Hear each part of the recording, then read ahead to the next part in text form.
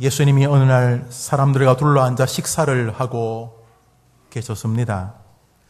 그런데 식탁 분위기가 독특했습니다. 여러분, 성경을 보시면 예수님이 식사하셨다, 밥을 사람들과 함께 먹으셨다는 이야기가 다른 사건들이나 일상의 삶에 비해서 압도적으로 많은 것을 보실 것입니다. 그래서 원로 목사님 친구이셨던 신성종 총신대 원장하시던 목사님은 이렇게 저를 가르쳤어요. 목회는 먹회다. 이렇게 둘러앉아 밥 먹을 때 성도의 교제가 있다, 그런 뜻이겠죠. 꼭 그것이 아니라 할지라도 예수님은 식탁을 당신의 말씀을 전하는 중요한 도구로 활용하셨습니다. 그런 면에서 우리나라 사람들은 예수님을 안 믿어도 이미 기독교적인 것 같아요. 말하기만 하면 어이, 밥 한번 먹자, 이런 말을 쉽게 하는 나라니까 아마 민족의 DNA에 기독교적인 정체성이 흐르는 것 같습니다. 그런 것처럼 오늘도 예수님이 사람들과 함께 둘러앉아 식사를 하고 계셨는데 오늘 그 식탁은 확실히 그 전의 식탁과 분위기가 달랐습니다. 예수님과 함께 굉장히 즐겁게 식사하는 그룹이 있었는가 하면 그 식탁 뒤에서 팔짱을 끼고 하며 혀를 차면서 그 식탁이 여간 불편하지 않는 어색한 마음으로 서 있는 이들이 있었습니다. 우리 읽었죠? 누가복음인데 11장 앞에 있는 2절을 읽으면 시작. 바리새인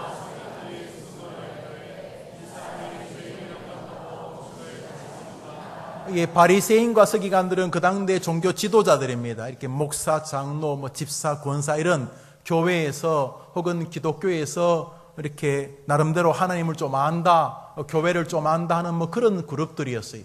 그런데 그 사람들이 지금 수근수근거리고 있어요. 뭐라고 하면 이 사람이 누구냐면 예수님입니다. 이 사람이 죄인들과 함께 음식을 먹는도다. 죄인들이라 하면 그 당시의 사람들에게 좀 천한 대접을 받던 사람들, 거리의 여인들, 사람들에게 부러움의 대상을 되지 않는 직업을 가진 사람들, 너 공부 못하면 저렇게 돼 라고 사람들이 자기 자식들을 공부시키게 하기 위해 협박하는 직업들, 너 제대로 안 살면 저렇게 돼, 이런 종류의 사람들, 그런 사람들하고 지금 예수님이 식탁에서 아주 즐겁게 담소를 나누며 식사하고 계셨습니다. 예수님을 좋아하지는 않았지만은 예수님과 신앙적인 이야기를 나누면서 이 바리새인들과 서기관들은 예수님이 대단한 영성이 있는 분이거나 기독교 지식에 굉장히 독특한 세계를 개척한 자기들 수준이거나 자기들 수준을 넘는 종교 지도자라는 것을 알았습니다. 자기들이 좋아는 하지 않았지만 예수와 대화를 해보면서 이 사람이 창세기, 출애굽기, 레위기, 민수기, 신명기, 모세 오경을 아는 것이 자기들 수준보다 훨씬 더 깊다는 걸 알았기 때문에 예수님을 자기들처럼 종교 지도자 중에 하나로 생각하고 있었는데 자기들이 개처럼 여기는 사람들하고 모닥거리며 밥을 먹고 있었기 때문입니다. 그래서 그들은 예수님, 종교 지도자인 그가 그런 천한 사람들과 어울리는 것이 꼭 자기들의 신분도 덩달아 격화시키는 일이라고 생각한 것 같습니다. 목사가 그런 사람하고 있으면 안 돼. 장로가 그런 종류 사람하고 어울리면 안 돼. 이래서 가난하고 좀 병들고 사회적으로 조금 부족하다고 대우를 받는 사람들하고 어울린다는 이유 때문에 자기들의 신분까지도 낮춰진다고 생각을 했기 때문입니다. 그때 바로 그 상황을 보시면서 예수님이 그 식탁에서 그들을 향해 들려주셨던 이야기가 누가복음 15장에 나오는 세 가지 이야기입니다. 첫 번째 이야기는 100마리 양 가운데 99마리는 있는데 한 마리가 길을 잃고 없어졌을 때 그 길 잃은 한 마리 양을 찾으러 가는 목자의 이야기 여러분이 잘 아실 것입니다. 두 번째 이야기는 한 여인이 10드라크마가 있었는데 그 중에 하나가 뚝 떨어지면서 어디로 굴러가는데 한 드라크마는 우리나라로 말하면 100원 정도의 돈입니다. 그러니까 어린 애들도 쉽게 생각하는 돈입니다. 지난 주일날 잠시 말씀을 드렸는데 이렇게 생활이 어려워서 이렇게 다니면서 한 푼 줍쇼 하는 분들이 뭐죠? 그분들을 뭐라고 불러요? 거지. 좀 이렇게 높이면 뭐라고 부르죠? 거지님. 거지나 거지님이나 그분들이 여러분들한테 갈 때 이렇게 손을 내밀어서 죄송합니다. 배가 고파서 그렇습니다. 한 푼 달라고 손을 냈을 때 여러분 만일 100원을 그분들에게 주면 그분들이 뭐라고 하는 줄 아십니까? 내가 거진 줄 아냐 그래요. 100원 줬다가는 큰일 납니다. 무시한다고. 드라크마는 가장 낮은 단위의 돈이었어요. 10원, 1원짜리 같은 거. 그런데 이 여인이 그거 하나 잃었다고 온 집을 다 불을 켜고 막 하인을 깨워서 막 그 집을 막 들쑤시다가 겨우 하나를 찾았어요. 그거 바로. 그랬더니 그날 밤 온 마을 사람들을 불러서 잔치를 했다. 그러니까 두 번째 이야기는 이 듣고 있는 이 바리새인과 서기관들은 잘 이해가 안 되는, 상식적으로 경제적으로도 잘 이해가 안 되는 잃어버린 한 드라크마를 찾아 행복해하는 여인의 비유입니다. 그리고 마지막 세 번째 비유가 여러분이 잘 아는 탕자라고 하는 아들이 멀리 아버지에게 불효하고 길을 떠났다가 허랑방탕하게 만신창이가 되어 이제 아버지에게 용서를 구하면서 부끄럽게 돌아올 때에 그 아버지가 이 호로 자식아 그러는 게 아니라 그 아버지가 그 아들을 품에 안고 기꺼이 사랑으로 맞아준다는 일명 돌아오는 탕자를 따뜻하게 맞아주시는 아버지의 비유. 이것이 누가복음 15장에 나오는 새 비유입니다. 이 비유를 바로 그 식탁에서, 어떤 식탁? 그 이상하고 기묘한 분위기의 식탁, 예수님과 함께 밥을 먹는 창기들, 세리들, 또 몸이 연약한 사람들, 사람들에게 조롱받던 그런 천한 사람들은 너무 행복해하지만 그 뒤에서 저 뭐 하는 짓이야 저 인기 끌려고 그러는 인기 끌려고 그러는 거야 저 뭐 하는 거야 저 목사가 저 뭐 하는 게 저거 이러면서 내심 사람들이 불편해하고 있던 그 자리에서 들려주신 말씀이 오늘 누가복음의 말씀입니다. 그중 오늘 저는 여러분에게 예수님의 이야기 가운데 세 번째 비유인 탕자를 맞아주시는 아버지의 비유에 대해서 설교하려 합니다. 어느 사람에게 두 아들이 있었습니다. 첫째는 굉장히 신실하고 착한 아들이었습니다. 반에서 그의 반의 둘째 아들은 참 되먹지 못한 녀석이었습니다. 왜 집에 보면은 꼭 다 자식들이 꼭 다 효도하고 그런 건 아니잖아요. 그런 것처럼 이 둘째 아들이 가정의 큰 근심거리였습니다. 이 아들이 평소에도 아버지를 함부로 대했겠지만은 어느 날 술을 진탕 먹고 온 것 같아요. 그래 와가지고는 아버지에게 떼를 쓰고 아버지의 인격을 심각하게 모독하고, 그 시대의 이스라엘 공동체가 종교 공동체인데 신앙적인 것까지도 다 망가뜨리면서까지 아버지를 모독하고는 아버지에게 자기에게 돌아올 몫을 달라고 떼를 씁니다. 이스라엘의 유산법은 사후에 나누는 것인데도 불구하고 아버지, 나 아버지 죽을 때까지 못 기다리겠어요. 나 아버지 날마다 죽기를 기다리거든요. 내 아침에 눈 뜨면 저 영감 안 죽었나? 저 영감이 죽어야지 재산이 내 거 되는데 아버지 안 죽잖아요. 그래서 나 못 기다리니까 아버지 내 거 빨리 주시오. 이건 아주 배은망덕한 이스라엘 법에 의하면 정말로 악한 짓인데도 불구하고 아버지에게 그렇게 떼를 쓸 뿐만 아니라 아버지의 인격을 완전히 짓밟고 자기 재산을 거의 강탈하다시피 아버지로부터 얻어서 집을 나가버립니다. 자기도 양심이 있었는지 이스라엘 공동체 안에서는 못 살고 멀리 외국으로 나간 것 같습니다. 허랑방탕하게 돈이 있을 때는 돈으로 얻는 사람이 있지 않겠어요? 돈으로 따르는 여자도 있었을 것이고 돈 보고 따르는 친구도 있었을 것이고 그 돈에 관심이 있기에 우정을 표현하는 사업 동료들도 있지 않았겠습니까? 그러나 돈이 떨어지니까 다 하나하나 뿔뿔이 그 곁을 떠나버렸어. 이제는 도움을 구할 곳도 없어. 이스라엘 사람들은 잘 하지도 않는 돼지 치는 직업으로 전락합니다. 이스라엘 사람들은 돼지가 불결한 짐승이었기 때문에 돼지를 만지거나 먹지도 않았습니다. 그런데 다른 직업을 가질 수가 없어서 돼지를 치는 직업을 가졌습니다. 그런데 월급이라고는 하루 밥 3끼 주는 게 전부였나 봅니다. 제가 설교를 준비하다 보니까 1950년대, 60년대 6.25 직후에 우리 가정부라 그때는 식모라고 불렀지 않습니까? 월급을 안 준 분들이 참 많았더라고요.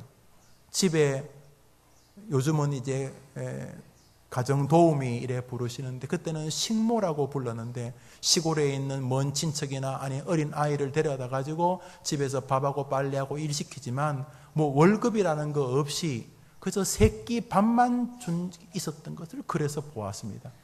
맞습니까? 식모들 그래요. 그런 것처럼 2000년 전에 밥 3끼도 대단했겠죠. 그래서 그저 돼지 치고 밥 3끼 먹는데 주인이 뭐 기분 나쁘면 별로 주지도 않고 그랬나 봐요. 그래서 돼지가 먹는 사료 가운데 좀 이렇게 씻어가지고 돼지도 먹고 쥐도 먹고 그랬나 봐요. 그런데 그거 먹다가도 들켜가지고 얻어맞고 돼지 먹는 것 가지고 성경에는 쥐염 열매라 돼지가 먹는 그것도 배부르게 못 먹으니까 완전히 몰골이 앙상하지 않게 몰골도 몰골이지만 그 마음이 얼마나 부서져 있겠습니까? 그제서야 이 아들이 여러분이 잘 알다시피 아무리 부끄러워도 고향에 계신 아버지를 생각하게 됩니다. 생각은 그런 것이었습니다. 우리 아버지 집에는 종들도 배가 부른데 그렇지만 벼룩도 양심이 있다고 차마 아버지 집으로 돌아갈 용기가 없었습니다. 말씀드렸듯이 당시의 종교 공동체인 이스라엘은 불효자는 부모뿐만 아니라 동네 사람들이 끌어내어 돌로 쳐 죽이는 법이 살아있었기 때문입니다. 아버지가 예이 호로 자식아 너가 이 아비에게 못을 박았고 온 마을 사람들에게 수치의 대상이 되겠다. 무슨 자식을 저 따위로 키웠나 나는 네가 재산을 가지고 집을 떠나는 이후부터 이 동네에서 사람 구실 못했다 이놈아 예의 나쁜 놈아 이러면 이제 살아도 사는 게 아니고 잘못하면 더 산 것보다 비참해질 수도 있었을 것이기 때문에 몇 번이고 몇 날이고 주저주저하지 않았겠습니까? 그러나 배고픔은 끔찍한 고통이었고 배고프니 몸도 여기저기 병들고 아프지 않았겠습니까? 죽음의 그림자가 그 둘째 아들 위로 드리워졌을 것입니다. 그는 결심합니다. 고민 끝에 아버지 집으로 가자.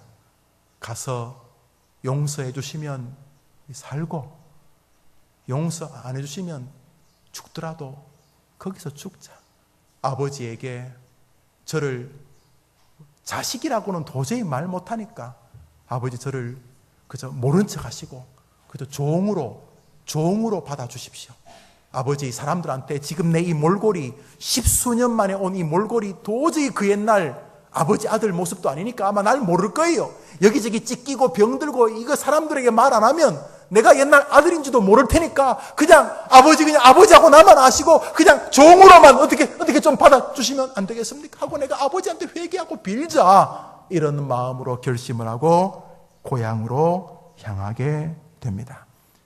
몇십 일을 걸었는지 드디어 고향 근처에 도착을 합니다. 그 면목 없을 마음이 생각납니다. 어둠이 내리자 그는 어두움의 용기를 내어서 마을 어귀로 들어섭니다. 마을 어귀로 들어서는데 저기서 한 노인이 달려오는 모습이 보입니다. 아버지입니다. 그리고는 아버지가 뺨을 때릴 줄 알았는데 그를 품에 안으셨습니다. 읽읍시다. 시작.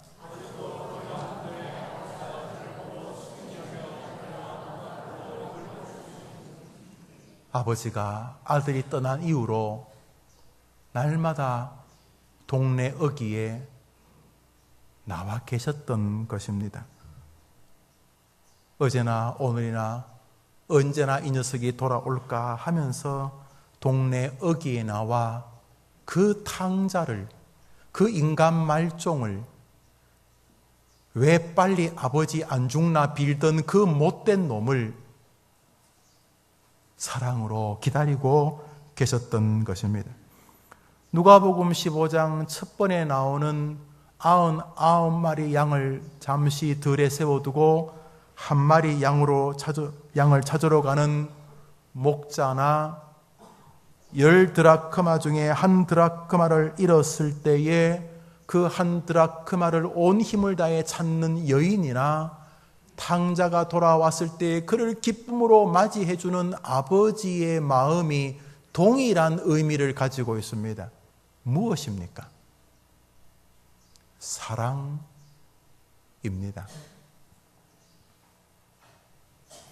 여러분들은 모두 잃어버린 한 마리 양을 찾는 목자나 잃어버린 드라크마를 찾는 여인이나 잃어버린 탕자를 기꺼이 맞아주시는 아버지가 하나님을 상징하고 있다는 것을 잘 아실 것입니다. 누가복음 15장은 사랑의 하나님, 바로 그 하나님의 사랑에 관한 말씀입니다. 그게 사랑이지만 목사님 조금 과한 거 아닌가요? 양이 100마리 있는데 한 마리가 소중하죠. 소중한데 99마리가 들에 있고 한 마리가 어떻게 없었는데 한 마리를 찾으려고 99마리를 들에 놔두고 간다는 것은 이게 99마리는 안 아깝습니까? 99마리 들에 놔두고 갔다가 늑대나 사자가 와서 곰이 와서 그 99마리 아이고 이거 웬 떡이냐고 잡아먹으면 소탐 대실되는 겁니다. 소탐까지는 할 거 없지만 그거 하나 그거 찾으려다가 10마리, 20마리 잃어버리는 것입니다. 그건 좀 합리적이지 않습니다. 아무리 그 사랑이라도 그건 그런 거 아닙니다. 10드라크마가 있는데, 아니 10드라크마 다 해봐야 1,000원도 안 되는데 한 개 100원짜리 10개 모아서 그 중에 한 개 없어졌다고. 내가 하나 줄게. 그 100원 그런데 그 여인이 막 등불을 켜고 기름값도 안 나올 텐데 막 밤새도록 하다가 드디어 그거 하나 찾았다고, 겨우 100원짜리 동전 하나 찾았다고 동네 사람을 다 불러가지고 잔치하면 그 수백만 원, 수천만 원 들 텐데 그게 아니 100원이 소중하지 않다는 건 아니지만 그건 좀 계산도 안 되는 거고, 특별히 다수결 민주주의 방식을 봐도 말이 안 되는 거예요. 99마리 두고 한 마리 그건 좀 과한 겁니다. 그럴듯해요, 그 말이. 그런데 여러분, 그 한 마리가 여러분의 딸이라면 이야기가 달라집니다. 그 잃어버린 인생을 방어하는 그 한 마리 양이 여러분의 손자, 손녀라면 이야기가 달라집니다. 예수님이 그 한 마리 지금 내 손녀 걔를 우리 예수님이 지금 안 붙잡아 주시면 얘는 인생이 끝나는 거예요. 오늘 밤에 늑대와 사자에게 완전히 끝나버리는 거예요. 그래서 그 한 마리를 우리 주님이 안 붙잡아 주시면, 그게 내 자식이라면 뭐 99대 1 이런 말이 없어집니다. 여러분, 놀라운 사실은 그 99마리에 우리는 없습니다.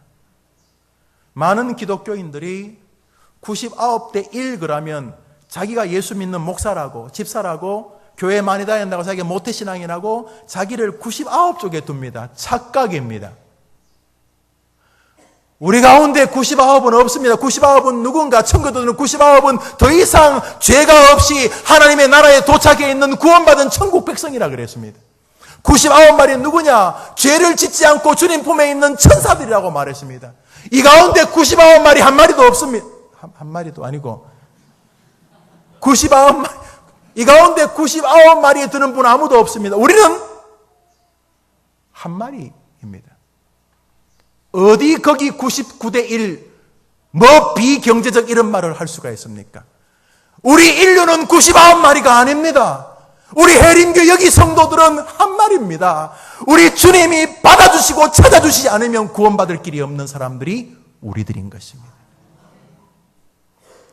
집에서 말 잘 듣는 아들, 우리 아닙니다.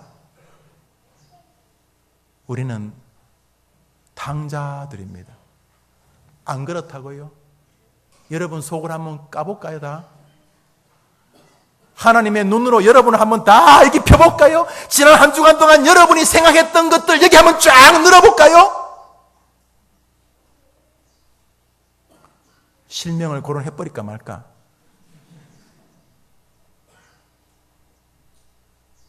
오늘 기도하신 장로님이야 제가 볼 때 뭐 천사입니다. 걸어다니는 천사. 그렇지만 장로님도 까보면은 그 장로님이 그 정도면 이 김 목사는 아마 이 자리에서 지난 한 주간 동안 제가 생각했던 거, 살았던 거, 말했던 거 마음으로 저거 하나님 저거 뭐 하시나 저런 거 안 잡아먹고 하여튼 뭐 혼자 했던 생각들 뭐 또 성실치 않았던 거 해야 될 안 하고 안 해야 될 할 것들 하여튼 지난 한 주간에 내 머릿속에 있는 것과 내 삶을 쫙 까버려 보면 여러분 오늘 지금 더 이상 설교 안 듣습니다. 벌떡 일어나갖고 저게 목사야 잡사야 쓰레기야 그럴 거예요. 웃는 분 여러분 나와볼래요? 다 똑같아요. 오늘도 하나님이 탕자인 우리를 받아주셨기 때문에 우리가 여기 존재하는 것입니다. 어디 99가 뭐 아깝고 우리 거기에 없습니다. 우리는 그 한 마리들입니다. 주님 앞에 가는 날까지 우리는 하나님의 은혜와 사랑에 기대어 있는 한 마리 탕자들인 것입니다. 내가 그리스도와 함께 십자가에 못 박혔나니 그런즉 이제는 내가 산 것이 아니요 오직 내 안에 그리스도께서 사신 것이라. 이제 내가 육체 가운데 사는 것은 우리 읽읍시다. 시작. 나를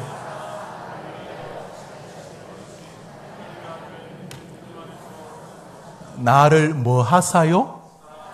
한 번 더 합시다. 나를 한 번 더 합시다. 나를 사랑하사.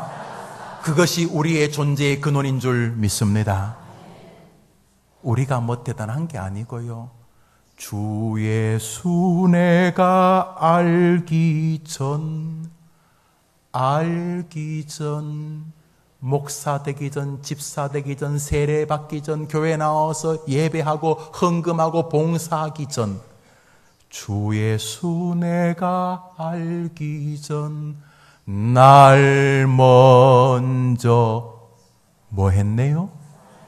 노래 부를까요? 시작. 주 예수 내가 알기 전 날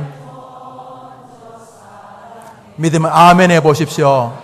아버지의 사랑이 있어서 여기 존재하는 것입니다. 목자가 인간 말종 같은 김영우를 여러분을 찾아 나섰기 때문에 우리가 여기 예수를 믿고 있는 것입니다. 언제나 하나님의 사랑이 선재하는 것입니다. 우리 그 유명한 구절입니다. 요한복음 3장 16절 시작. 하나님이 세상을 이처럼 사랑하사 독생자를 주셨으니 그 뒤에 나오는 모든 기독교의 교리는 저기서부터 출발합니다. 뭐요? 하나님이 세상을 이처럼 뭐 하셨어요? 하나님이 먼저 사랑하신 것입니다. 하나님을 사랑했으니 신학도 공부하고, 하나님이 사랑했으니 예수도 믿게 되고, 하나님이 사랑했으니 질질 끌려서라도 여기 나와 있는 것입니다. 하나님이 사랑했으니 아직까지 존재하는 것입니다. 그렇습니다. 누가복음 15장은 탕자가 대단하다는 이야기가 아닙니다. 그가 뭐 엄청나게 회개해서 돌아왔다는 이야기도 아닙니다. 잃은 양이 재수가 좋았다는 이야기도 아닙니다. 누가복음 15장의 내용은 단순하고 명백합니다. 하나님이 우리를 먼저 사랑하셨다는 것입니다. 아들은 버들버들 떨면서 부끄러워하면서 몇 날 며칠 동안 갈등하면서 가야 되나? 여기서 죽어야 되나? 가야 되나? 죽어야 되나? 가야 되나? 가야 되나? 그러다가 결심하고 떨리는 발걸음을 고향으로, 아버지 앞으로 옮겼습니다. 아마도 고통과 배고픔과 죽음이 자신을 두르지 않았으면 버텼을 것입니다. 그러나 더 이상 버틸 수가 없었습니다. 아버지 밖에는 길이 없었기 때문에 아들이 아버지를 향했습니다. 그래서 그는 결심합니다. 내가 아버지한테 가서 이렇게 말해야지. 되뇌였습니다. 아들이 아버지를 만나기 전에 준비했던 말이 성경 19절에 나옵니다. 읽읍시다. 시작. 지금부터는 아버지의 아들이라 일컬음을 감당하지 못하겠나이다. 나를 끈에 하나로 보소서 하리라 하고 이제 일어나 아버지께로 돌아가니라 하고 결심하고 뭐라고? 지금부터는 아버지의 아들이라 일컬음을 감당하지 못하겠나이다. 나를 일꾼의 품꾼의 종의 하나로 보소서 하리라 아버지께 말씀드리라 결심하고 이제 일어나 아버지에게로 돌아갑니다. 이제 그런 결심을 하고 아버지께로 돌아옵니다. 그렇게 돌아오다가 마을 어귀에서 아버지를 만난 것입니다. 그래서 아들이 아버지를 만나자 마음속에 준비한 말이 있었지요? 이제 준비한 말을 하기 시작합니다. 아버지가 막 자기를 껴안으니까 이제 아버지 앞에 자기가 이제 아버지 만나면 하겠다고 한 준비한 말을 하기 시작합니다. 21절 시작. 아들이 이르되 아버지 내가 하늘과 아버지께 죄를 지었사오니 지금부터는 아버지의 아들이라 일컬음을 감당치 못하겠나이다 하나 이렇게 말을 합니다. 22절부터는 아버지의 말이 나옵니다. 저것이 21절인데요. 그런데 좀 이상한 것은 아들이 아버지를 만나면 하겠다고 결심했던 말과 아버지를 만났을 때 아버지에게 한 말이 다릅니다. 목사님 비슷한 것 같은데요? 아닙니다. 다릅니다. 우리 두 절을 한번 비교해 보겠습니다. 먼저 19절이면 읽읍시다. 시작. 지금부터는 아버지의 아들이라 일컬음을 감당하지 못하겠나이다. 나를 품꾼의 하나로 보소서 하리라. 이렇게 이제 하겠다고 결심했어요. 그래서 아버지를 21절에 만났어요. 시작. 지금부터는 아버지의 같아요, 틀려요? 뭐가 틀려요? 21절 정작 아버지를 만났을 때 뭔 말이 없어요? 뭐가 없어요? 나를 품꾼의 하나로 보소서 하리라 했던 말은 없어요. 없는 게 아니라 이제 앞에 거 말했죠? 여러분은 21절에 눈을 두세요. 저는 19절 읽을게요. 지금부터는 아버지의 아들이라 일컬음을 감당하지 못하겠나이다. 여기는 둘이 똑같지요? 기요 안 기요? 기요. 그래, 기요. 여긴 똑같아야죠. 그렇게 계획했으니까. 그 다음에 또 이제 뭔 말을 해야 돼요? 나를 품꾼 아버지 나를 아들이라 부르지 말고 종의 하나로 보시옵소서라고 말해야 되는데 말했어요? 못했어요? 왜 못했어요? 아버지가 입으로 막았어요. 아버지가 아들의 말을 행동으로 막으셨어요. 21절은 그런 면에서 미완성 구절입니다. 아들은 아버지에게 하려던 말을 마치지 못합니다. 왜냐하면 아버지가 입으로 아들의 입을 막았기 때문입니다. 그리고 아버지가 행동으로 아들의 말을 막았기 때문입니다. 그리고 이렇게 이어서 21절에 말합니다. 지금부터는 아버지 아들의 일컬음을 감당치 못하겠네이다 하나 아버지는 곧바로 아버지가 중간에 말을 끊습니다. 아버지는 종들에게 이르되 제일 좋은 옷을 내어다가 입히고 손에 가락지를 끼우고 발에 신을 신기라. 그리고 살찐 송아지를 끌어다가 잡으라. 우리가 먹고 즐기자. 내 아들이 죽었다가 다시 살아났으며 내가 잃었다가 다시 얻었노라. 아버지는 아들을 용납하고 영접하고 변함없이 아들을 사랑한다는 것을 행동으로 보여주신 것입니다. 아버지는 아들의 방탕함과 아들의 악함에 대해서 한마디도 하지 않으셨습니다. 아버지는 도리어 자신의 마음에 가득 찬 것을 아들에게 그대로 보여주셨습니다. 사랑입니다. 성경이 우리에게 알리고 싶은 것은 바로 이것입니다. 우리 요한일서 읽읍시다. 시작. 하나님은 성경이 오늘 누가복음을 통해서 말하고 싶은 게 뭐냐 하면 나 회개합니다. 나 믿음 좋습니다. 나 신하겠습니다. 나 목사입니다. 그런 게 아니고 오늘 성경이 우리에게 알리고 싶은 것은 하나님이 너희를 사랑한다는 이야기입니다. 오늘 성경은 그거 말하고 싶은 것입니다. 목자의 비유든 그 드라카마를 찾는 여인의 비유든 이 탕자를 받아주신 아버지의 비유든 내용은 한 가지입니다. 하나님이 너희를 이 인간 말종 같은 놈들아, 이 외식하는 인간들아, 내가 너희를 사랑한다 이 말하고 싶은 겁니다. 십자가가 뭡니까? 이놈들아, 내가 무조건 내 자식을 죽이면서까지도 내가 너희를 사랑한다 그 말하는 것입니다. 주님은 성경에서 그 이야기하고 싶으신 것입니다. 회개하라, 믿어라, 교회 봉사하라 이런 모든 이야기는 한마디입니다. 내가 너를 사랑한다는 정점에 서라는 것입니다. 우리는 믿음 생활 하면 할수록 압니다. 우리 믿음이 얼마나 부족한지. 우리가 성경 공부를 하면 할수록 압니다. 교만해지지 않는다면 정직하게 벽에 부딪힙니다. 이것 가지고 되는 게 아니구나. 하나님이 나를 사랑해 주셨기 때문에 내가 여기 있는 것이구나. 주님은 우리가 그것을 믿기를 바라고 그것을 세상에 전하다가 주 앞에 서기를 바라는 것입니다. 뭐요? 한번 더 합시다. 하나님은 사랑이시라. 우리가 그것을 내 아이들에게 전해주기를 원하는, 얘들아 정말로 하나님이 너희를 사랑하신단다 그 이야기입니다. 우리 성경 읽읍시다. 시작. 사랑은 여기 있으니 우리가 하나님을 사랑한 것이 아니요 하나님이 우리를 사랑하사 우리 죄를 속하기 위하여 화목제물로 그 아들을. 우리가 믿음 생활하고 우리가 주님 사랑해요 노래 부르니까 우리가 대단히 하나님을 사랑하는 것은 보이지만은 그것조차 하나님이 우리를 사랑해 주셨기 때문에 벼룩 같은 좁쌀만큼이라도 우리가 하나님을 사랑할 힘이 생겼다는 것입니다. 사랑은 여기 있으니 우리가 하나님을 사랑한 게 아니요 하나님이 우리를 사랑하셔서 모든 신앙의 체계가 펼쳐지게 되었다는 것입니다. 한번 더 합시다. 하나님은 사랑이시라. 우리 성경 말씀 읽습니다. 시작. 하나님이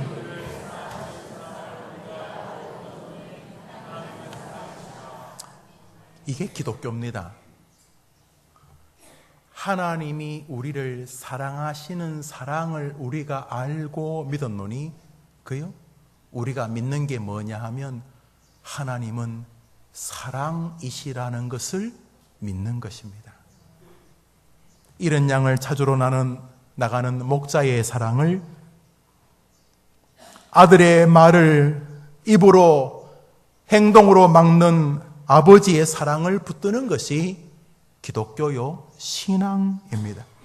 하나님이 나를 사랑하신다. 이 늙어가는 나를, 이 병든 나를, 인생을 돌아보니 뭘 했나 싶은 허무함이 내 앞에 서성거리고 있는 나를, 뭔가 열심히 하는 것 같이 보이지만 돌아서면 그 또한 신기루 같은 인생을 살아가는 연약한 나를, 그리스도의 은혜가 아니면 구원에는 근접도 할 수 없는 죄인인 나를 하나님이 사랑하신다. 이것을 붙잡는 것이 기독교입니다. 주님을 향한 우리의 믿음도 의미가 있습니다. 주님을 향한 우리의 신앙이나 신앙의 경륜도 그 나름대로 의미가 있습니다. 그러나 우리는 주님을 향한 우리 믿음을 붙잡아서는 안 됩니다. 저를 다 보시겠습니까? 이제 봅시다. 이제 교리 문제. 우리 그리스도인이요, 우리 들으시니까 우리가 예수님을 향한 우리의 믿음을 붙잡아서는 안 됩니다. 우리가 예수님을 사랑한다는 예수님을 향한 우리의 사랑이나 우리의 신앙의 경륜을 붙잡아서는 안 됩니다. 우리는 예수님을 향한 우리의 신앙이나 믿음이나 우리의 신앙의 경륜을 붙잡는 게 아니라 도리어 우리를 사랑하시는 하나님의 사랑을 붙잡아야지만 되는 것입니다. 우리의 믿음의 근거가 주님을 향한 나의 믿음에 있으면 늘 넘어집니다. 내가 믿음이 있다. 내가 주님을 붙잡는다. 내가 주님을 의지한다. 내가 주님께 봉사한다. 내가 주님 앞에, 내가 주님을 위하여 이것을 붙잡으면 백전백패가입니다. 여러분에게 자주 말씀드리는 거지만 우리의 믿음이 신기루 같습니다. 여러분의 믿음을 인정하고 좋아합니다. 가치로 없습니다. 그러나 여러분은 이 목사의 설교를 듣는 순간 금방 아실 것입니다. 정답이라는 사실을. 우리는 우리의 신앙을 붙잡아서 아무것도 못합니다. 우리는 주님을 향한 나의 노력을 붙잡아서 아무것도, 그것이 믿음이라 할지라도 우리는 우리 주님을 향한 나의 믿음을 의지하는 게 아니라 나를 연약해서 긍휼히 여기시는 하나님의 나를 향한 사랑을 붙잡을 때 승리하게 되는 것입니다. 우리의 신앙이 우리의 힘이 되지 않습니다. 우리를 향한 하나님의 사랑이 우리의 힘이 되는 것입니다. 우리의 구원이 어디에 있는 것입니까? 나에게서 난 것이 아니요 십자가에서 벌어진 것입니다. 하나님이 나를 사랑하여 예수님을 십자가에 죽이기까지 하셨구나. 저 십자가가 무엇인가? 저 예수님이 저기 왜 저 강도들 사이에 주님이 저기 왜 달려 계신 것인가? 하나님이 나를 사랑하시는구나. 나를 사랑하시는 하나님의 사랑을 붙잡을 때 우리는 마지막 호흡을 끝낼 수 있습니다. 여러분, 임종하실 것 아닙니까? 뭘요? 내가 교회에서 꽤 믿음 좋은 사람이었습니다. 먼지 같을 것입니다. 그것을 고백하는 순간 그것의 100배도 넘는 여러분의 죄악을 여러분이 깨달을 것이기 때문입니다. 아닙니까? 그러나 그때도 나 공로 없으니 나를 사랑하시는 하나님의 사랑으로 나를 인도하여 주시옵소서. 마지막에 붙잡을 건 내가 주님을 향한 믿음이 있었다는 거 아니에요. 그거 가지고 뭐 안 돼요. 내가 안 된다고 말하잖아요. 계속. 우리는 오늘도 나를 긍휼히 여기시는 하나님의 사랑에 존재하는 것입니다. 근데 이게 너무 멋져요. 그분이 변하지 않으시는 거예요. 나 같은 죄인 살리신 그 은혜 고마워. 우리가 아직 죄인 되었을 때에, 믿음도 없을 때에 자기 아들을 우리를 위하여 죽이심으로 우리를 향한 자신의 사랑을 확증하여 주신 분이 하나님인 줄 믿습니다. 우리는 우리 믿음 생활 괜찮아요. 열심히 하는 거 다 좋아요. 그러나 위태하기 짝이 없는 것들이에요. 그래서 그런 것으로 하나님을 설득시킬 수 없어요. 죄송하지만 여러분의 목사하고 살면서 저를 설득시키지 못하는 것도 아실 거예요. 귀한 일이지만 그것은 우리 개혁신앙이 아니에요. 오늘도 우리는 나의 나 된 것은 하나님의 은혜라고 고백하는 사람들이에요. 우리가 구원받은 것은 내가 엄청 뭘 해서가 아니라 주 예수 내가 알기 전 그분이 날 먼저 사랑해 주셨기 때문입니다. 그래서 목사도 되고 집사도 되고 장로도 된 것입니다. 하나님의 무조건적인 은혜입니다.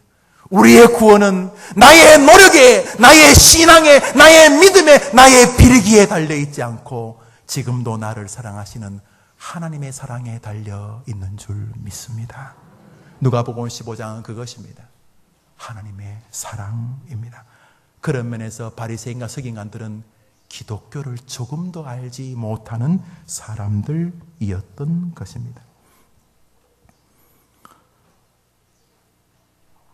하나님을 향한 우리의 사랑을, 하나님을 향한 우리의 믿음의 크기를 의지한다면 우리는 넘어질 것입니다. 그것은 여러분이 증인이실 것입니다. 그러나 우리를 향한 하나님의 사랑을 의지한다면, 우리를 향한 그 하나님의 사랑의 정점이신 십자가를 의지한다면, 그 십자가가 우리를 향한 하나님의 사랑임을 깨닫고 하나님을 바라본다면 우리는 그 사랑 때문에 마지막 날도 오늘도 소망에 서게 될 것입니다. 얼마나 멋집니까? 나의 노력과 나의 신앙에 뭐 달린 게 아니라 나를 향한 하나님의 사랑에 뭐가 달렸다는 게 이 얼마나 스릴 넘치는 일입니까? 할렐루야! 우리 교회가 그렇게 되기를 바랍니다. 우리 성도님들이 그렇게 되어지기를 바랍니다. 자기의 믿음을 의지하지 아니하고 자기를 사랑하는 주님을 의지하게 되시기를 바랍니다. 자기 믿음을 자랑하지 말고 자기를 사랑하는 주님을 자랑하시게 되기를 주님의 이름으로 축복합니다. 이렇게 말해야 됩니다. 여보게 하나님이 나를 사랑하시네. 자네 왜 그러는가? 십자가가 뭔 줄 아나? 십자가가 뭐냐면 그 목걸이지, 펜던트 아닌가? 여보게 십자가가 뭐냐면 하나님이 나를 사랑하신다는 증거네. 이 사람아, 자네 왜 그러나? 뭐 잘못 먹었나? 여보게 예수님이 왜 오신 줄 아나? 예수님이 왜 오셨? 뭐 죄 때문에 왔다면 그래. 내가 길이 없으니까 하나님이 나를 무조건적으로 사랑해서 하나님이 나를 이처럼 사랑하사 독생자를 사랑하셔서 주신 그 놀라운 증거래. 십자가가 뭐냐 하면 사랑의 증거래. 사랑. 무슨 사랑? 하나님이 나를 사랑한다는 증거라네. 이것을 붙잡을 때 오늘 얘기입니다. 그게 아니고 계속 자기 믿음 이야기하면 넘어지십니다. 믿음이 좋다고 하는 순간 꼬꾸라지는 거 아시지 않습니까? 오늘도 하나님을 의지할 수 있도록 나에게 믿음을 더해 주시는 사랑을 감사하는 하나님의 사랑에 여러분의 삶이 있게 되기를 주님의 이름으로 축복합니다. 자, 이렇게 주님의 사랑을 붙잡는 우리들에게 주님은 이 사랑으로 함께 사명의 길을 가라고 명령하셨습니다. 읽읍시다. 시작. 사랑하는 자들.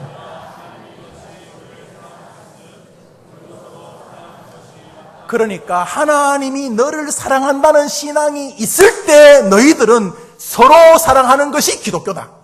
그래서 복음도 전하는 하나님이 나를 너무 사랑하니까 내가 저 사람에게도 이 사랑을 전해줘야 되겠다. 이것이 수순입니다. 열심히 교회 봉사해서 주님을 사랑하는 게 아니라 주님이 나를 사랑한다는 것이 믿어질 때 다른 사람을 사랑해내는 삶이 기독교인의 인생이라는 것입니다. 우리 한번 더 읽읍시다. 시작. 사랑하는 자들아, 하나님이 우리를 사랑하사 우리도 서로 사랑하는 것이 마땅. 하나님이 이같이 우리를 먼저 사랑하셔서 지금도 하나님이 너를 사랑하고 계시니 김 목사야, 너도 다른 사람을 힘을 다해 할 수 있는 대로 사랑하는 것이 마땅하도다. 사랑에 속고 사랑에 줄인 시대입니다. 이렇게 사랑이 모든 노래의 주제고 사랑이 연속극의 테마라는 것은 바꾸어 말하면 그만큼 사랑에 줄여 있다는 뜻이 될 것입니다. 사람들 교회 와서 사랑을 받기를 원합니다. 여러분도 마찬가지일 것입니다. 하나님의 사랑이든 사람의 사랑이든 은혜의 사랑이든 말씀의 사랑이든 여튼간에 사랑을 받기를 원합니다. 또 자신이 간 교회가 사랑이 많은 교회가 되기를 바라고 그런 교회이기를 바랍니다. 지금도 사람들은 사랑이 많은 교회를 찾고 있습니다. 지금까지도 그랬고 이제 곧 몇 개월 뒤에 옮길 미사 지역에서 우리 교회를 나오시는 분들도 마찬가지일 것입니다. 사랑이 많은 교회를 찾을 겁니다. 교회가 크든 작든 사랑이 많은 교회를 찾을 것입니다. 그러면 도대체 어떤 교회가 사랑이 많은 교회입니까? 사람들은, 그리고 새가족들은 무엇을 보고 그 교회가 사랑이 많은 교회라는 것을 알 수 있게 됩니까? 도대체 뭐가 서로 모여서 얘기 많이 하고 전화 자주 해주고 국수 같이 먹고 여튼 간에 뭘 어떻게 하면 서로 이 교회가 사랑이 많은 교회다라고 느낄 수 있게 되겠습니까? 무엇이 척도이겠습니까? 여러분들은 뭐가 사랑이 많은 교회라고 사람들이 혹은 새신자들이 느낄 것이라고 생각하십니까? 참으로 조심스러운 표현이지만은 그 교회의 사랑의 강도 혹은 사랑의 척도는 성도들이 자신의 목사를 대하는 태도와 말로 출발한다고 지금은 은퇴한 20세기 미국 교회의 큰 부흥의 주역이고 한국에서도 많이 소개되는 팀 켈러 목사가 말했습니다. 새가족들은 성도들이 자신의 목사를 어떻게 대하는지를 보고 그 교회의 사랑의 척도를 평가하게 된다는 것입니다. 목사님은 좀 의아한데요. 그 어떤 뜻인가요? 이 교회는 성도들이 자기 목사를 사랑하는구나. 성도들이 그를 사랑한다는 것은 그가 하나님을 사랑하고 성도들을 사랑하기 때문일 것이다 라고 생각을 하게 된다는 것입니다. 온 교인들이 그런 태도들을 견지할 때에 새가족들도 목사를 사랑하게 되고 목사를 사랑하는 마음 때문에 그 목사의 설교와 설교에 따른 지도와 지시를 따라 하나님을 사랑하고 사람을 사랑하는 성도 공동체가 되어져 간다는 것입니다.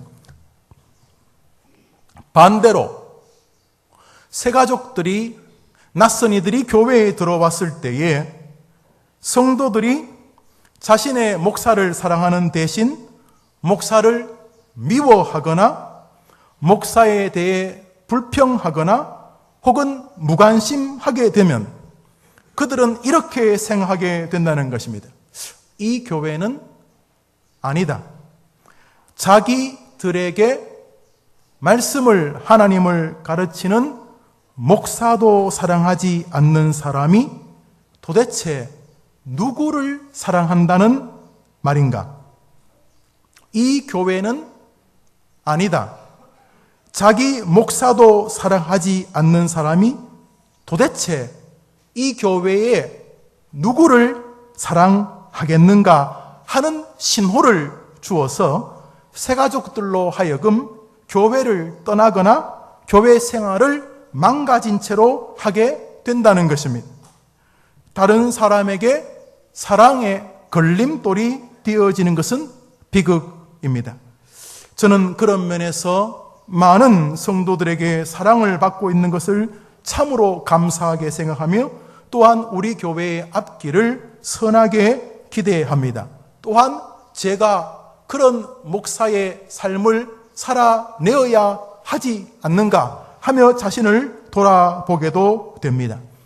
부단 목사로 상징되어지는 인물만이 아니라 다른 사람을 사랑하는 일은 신앙생활 가운데 쉬운 일이 아닙니다. 그러나 그렇게 할 수 있는 것은 하나님께서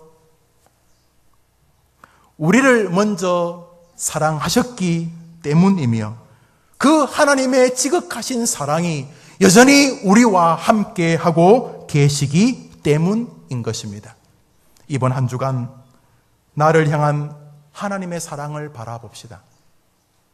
다른 사람을 사랑 못해도, 아니 목사를 지금 사랑 못해도 정말 중요한 것은 하나님이 나를 사랑하시는구나. 하나님이 나를 영원 전부터 불러주셨구나.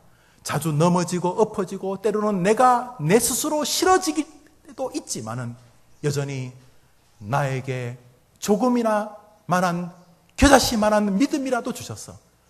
하나님을 생각하고 힘들면 하나님을 부르짖고 예배를 드릴 수 있도록 하나님이 나를 선택하여 주셨구나. 무엇보다도 하나님께서 십자가에서 예수님을 이미 나를 위하여 죽이심으로 나를 향한 사랑을 이미 증명하시고 계셨구나. 한번 더 합시다. 하나님이 나를 사랑하십니다. 이번 한 주간 그 사랑을 믿고 그 사랑을 의지합시다. 힘들면 사랑받으면 즐겁잖아요. 사람이 자살하기 전에 사랑한 사람이 없어진대요. 엄마에게 미안하긴 하지만은, 가족들에게 미안하긴 하지만은 스스로 목숨을 끊으려고 하면은 다 남처럼 보인대요. 그래서 한 일본의 그 학자가 쓰기를, 사랑에 완전히 압도된 한 사람만 있어도, 자기를 사랑하는 사람이 안 죽는다는 거예요. 여러분, 세상 사람 다 없어도 우리 충분합니다. 하나님이 여러분을 사랑하십니다. 그 사랑으로 이번 한 주간 다른 사람도 한번 바라봅시다. 그래서 그 사랑으로 이번 한 주간 든든한 것을 한번 경험해 봅시다. 내가 비록 약하지만은 하나님이 나를 사랑하시는구나. 내가 부족하지만, 내가 스스로 위선적일 때도 있고, 내가 쓰러질 때도 있지만 하나님이 나를 사랑하시는구나. 이번 주간 그 사랑으로 승리하게 되기를 축복합니다. 우리 한 곡 찬송하고 합시다.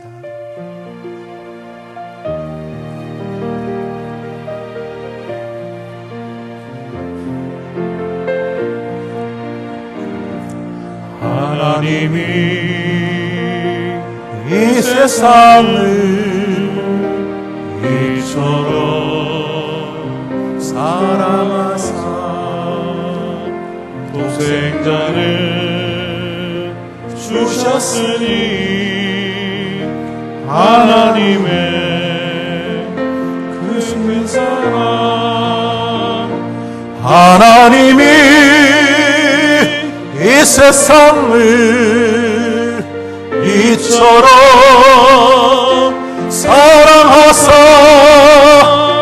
독생자를 주셨으니 하나님의, 한 번 더 합시다. 하나님이 여러분을 이 세상을, 김영우를, 여러분을 이처럼 지금도 사랑하사 독생자를 누가복음은 주셨으니 내가 너희를 사랑한다는 이야기입니다.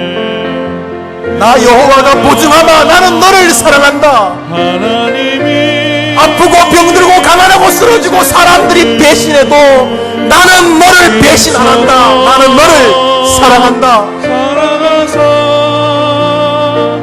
모든 사람은 손가락질하고 돌팔매질해도 나는 너를 기다리고 있다. 내가 너를 안는다. 내가 너를 사랑한다. 내가 너를 사랑한다. 우리 한 번 더 합니다. 하나님이 여러분 이름 불러보세요. 김영우, 이 나쁜 놈을, 이 부족한 놈을, 이 연약한 놈을 여전히 하나님은 사랑하십니다. 사랑하시니 기회를 주십니다. 이렇게 좋은 성도들 만나서, 이렇게 좋은 교회에서 이렇게 한 생애를 살게 해주셨습니다. 좋은 목사님, 원로 목사님 만나고 좋은 장로님들, 친구들, 동료들 만나서 이렇게 한 생애를 살게 해주셨습니다. 무엇보다 예수님을 알게 해주셨습니다. 무엇보다 성경을 가지게 하시고 성경을 읽게 해주셨습니다. 하나님이 여러분을 사랑하십니다.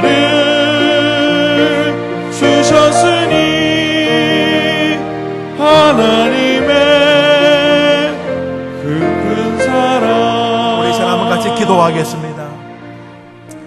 안 믿으면 뭐 어쩔 수 없어요. 그런데 주님은 여러분에게 믿음을 요청하지도 않으세요. 네가 믿든지 안 믿든지 나는 너를 사랑한다는 것입니다. 십자가 여러분하고 상의하고 주셨습니까? 예수님 십자가 못 박을 때 여러분에게 물어보셨습니까? 아닙니다.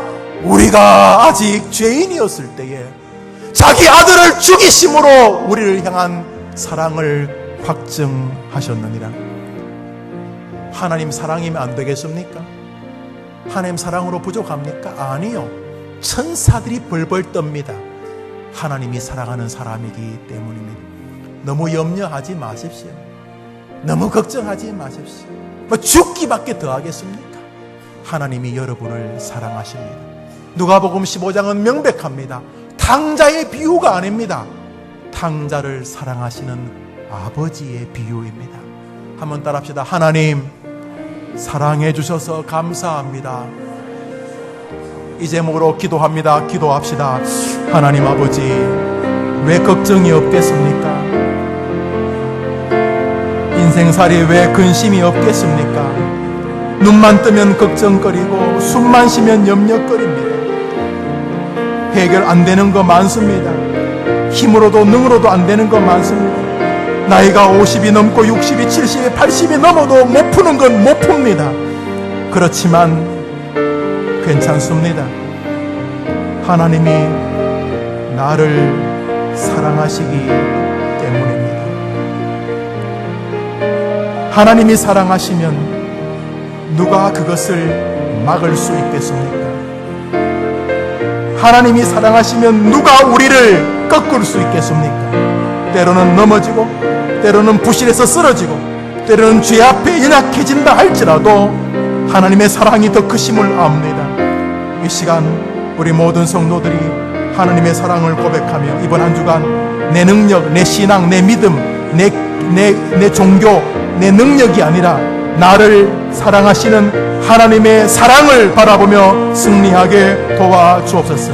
모든 성도들에게 하나님이 이번 한 주간도 내가 너 사랑한다, 힘들지, 아프지, 가난하지, 슬픈 일이, 그러나 내가 너를 사랑한다고 하나님 말씀을 뚜렷이 들려주옵소서. 저들의 귀에, 저들의 입술에, 저들의 마음에 들려주옵소서. 내가 너를 사랑한다고 말씀해 주소서. 이번 주간도 승리하게 하옵소서. 우리 다 같이 이 자리에 일어나셔서 찬송합니다. 하나님의 사랑 누가 끊으리요 찬양하고 축도로 예배를 마치겠습니다.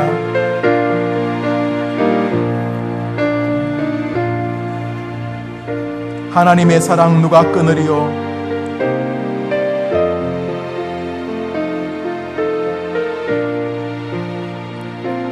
하나님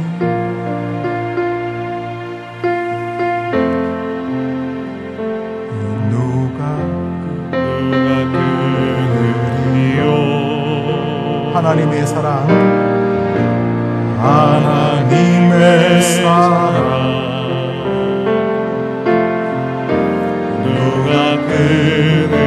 한 번 더 합시다. 하나님의 사랑 처음부터. 하나님의 사랑 누가 끊으리요? 누가 끊으리요? 하나님이 여러분을 사랑하신다고 성령에 말씀하셨으니 한번 살아봅시다. 자기를 사랑하는 이를 내버려 두시지 않을 것 아닙니까? 환난이나 곤고나 환난이나 곤고나 핍박이나 기근이나 적신이나 위험이나 끊을 수가 없으리라. 하나님의 사랑, 하나님의 사랑 나 찬송합니다. 할렐루야, 할렐루야, 할렐루야, 할렐루야. 아멘. 기도하겠습니다. 하나님 아버지, 한 주간을 출발합니다. 한 주일의 첫날 주일 예배 드리며 출발합니다. 예배하는 거 아시지요? 하나님 도와달라는 뜻이 담겨져 있습니다. 하나님을 경배하며 하나님만을 신으로 섬기겠다는 고백도 담겨 있습니다. 이번 한 주간 우리가 우리 실력을 뻔히 아니 우리의 실력에 우리를 맡겨두지 마시고 우리를 향한 하나님의 사랑으로 우리를 인도하여 주옵소서. 무엇을 하든지 하나님이 나를 사랑하신다. 그 사랑을 받기에 너무 죄가 많고 너무 부족하고 너무 자주 엎어지는 인간이지만 그럼에도 불구하고 하나님은 예수 그리스도를 주시기까지 나를 사랑하신다. 이 땅에서 저 영원한 그날까지 하나님은 나를 사랑하신다는 성경의 진리가 우리 성도들의 한 주간의 고백이 되게 하여 주옵소서. 환난을 겪는 성도들, 너무 공고한 성도들, 기근에 있는 성도들, 위험에 있는 성도들, 칼이나 사망이나 천사나 권세나 현재의 일이나 높음이나 낮음이나 그 어떤 것도 우리를 사랑하는 하나님의 사랑에서 끊을 수 없다는 고백을 붙들고 하나님 나를 사랑해 주셔서 감사합니다. 예수의 십자가로 그 사랑을 보증해 주셔서 감사합니다. 그 사랑으로 한 주간을 살아갑니다. 고백하는 모든 이들에게 은혜, 능력, 은총을 부어 주옵소서.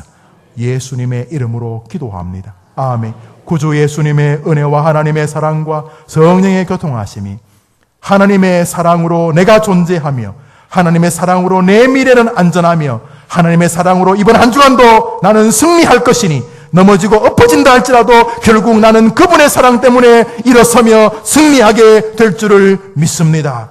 라는 신앙 고백으로 세상으로 나가는 해림의 성도들과 지어져가는 해림 새성전 사역과 해림교회의 성도들의 사랑의 교제 위에 이제로 영원토록 함께 있을지어다. 아멘.